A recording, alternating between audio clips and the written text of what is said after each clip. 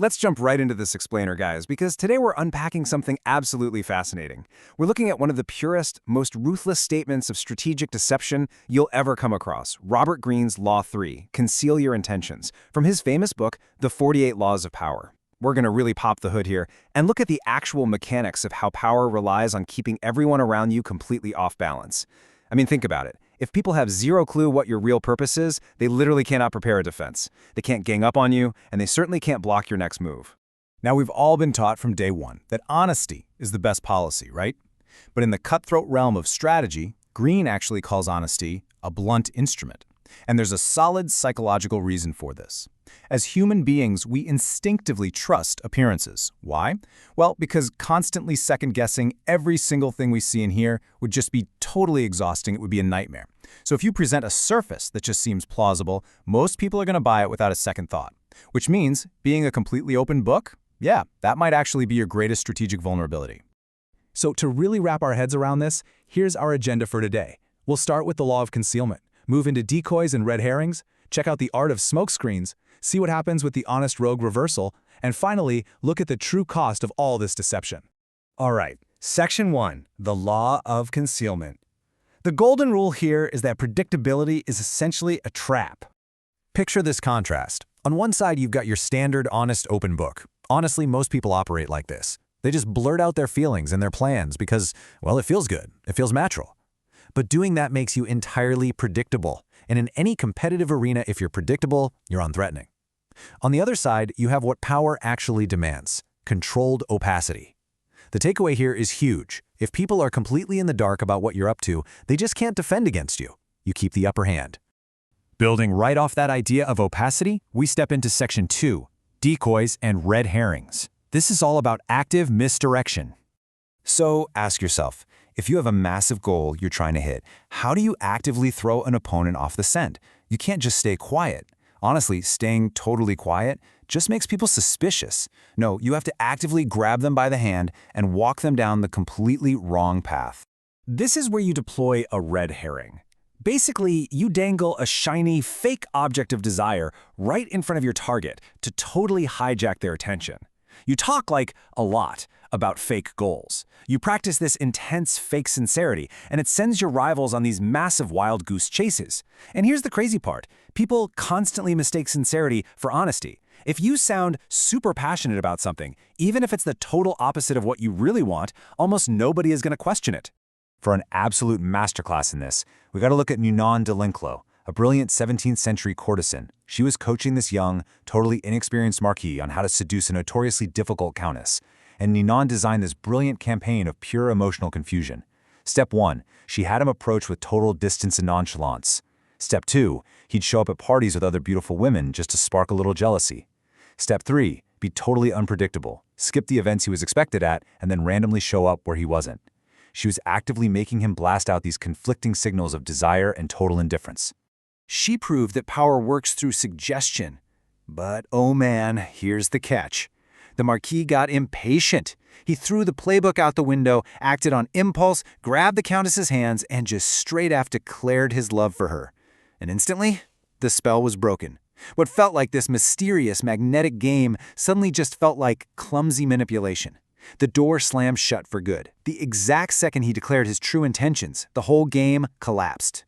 Now, if you want to see this on a geopolitical scale, fast forward to 1850 with Otto von Bismarck.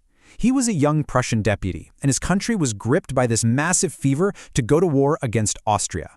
Now, Bismarck actually wanted that war. He wanted German unification, but he knew the army was nowhere near ready, and going to war then would be a total bloodbath. So what did he do? He dropped a massive red herring. He stood up and gave this incredibly passionate speech denouncing the exact war he secretly wanted, and he actually praised Austria. It totally threw the entire country off the scent, but it got him noticed by the peace-loving king, who immediately appointed him as a minister. From that cozy new position of power, Bismarck spent years quietly beefing up the army and then engineered the exact war he had argued against and just absolutely crushed Austria. Talk about a long con. Now, while decoys are great for confusing people, Section 3 is about passive deception, the art of smokescreens. This is where you just gently lull your opponent to sleep. A smokescreen is totally different from a flashy decoy.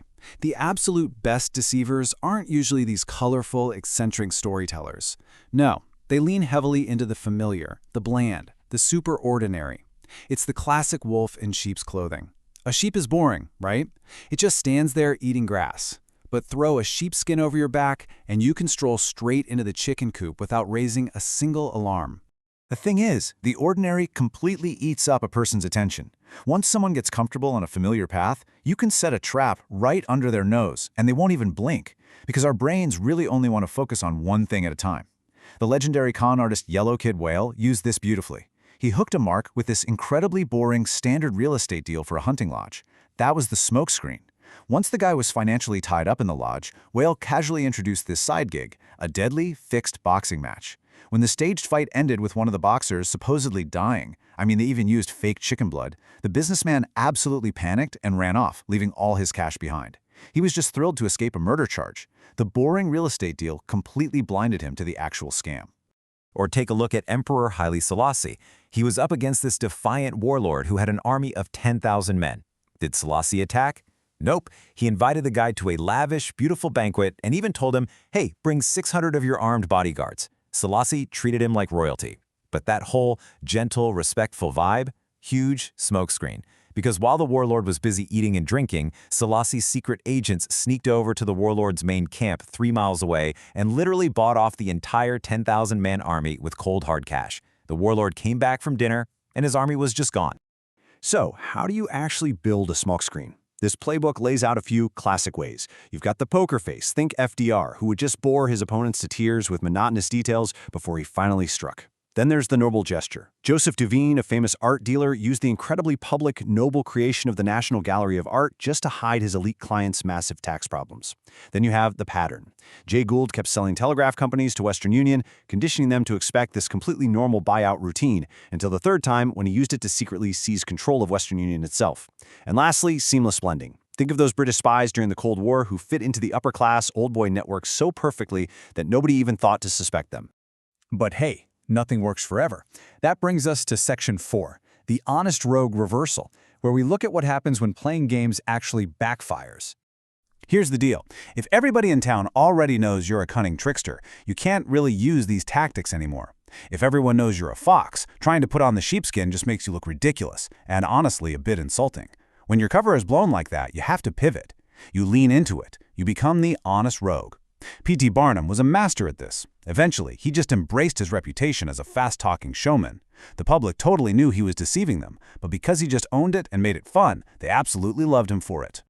And this highlights a super important comparison when you're deciding how to maintain your cover. A colorful spectacle, like setting off fireworks to distract people, is amazing for a quick, temporary misdirection.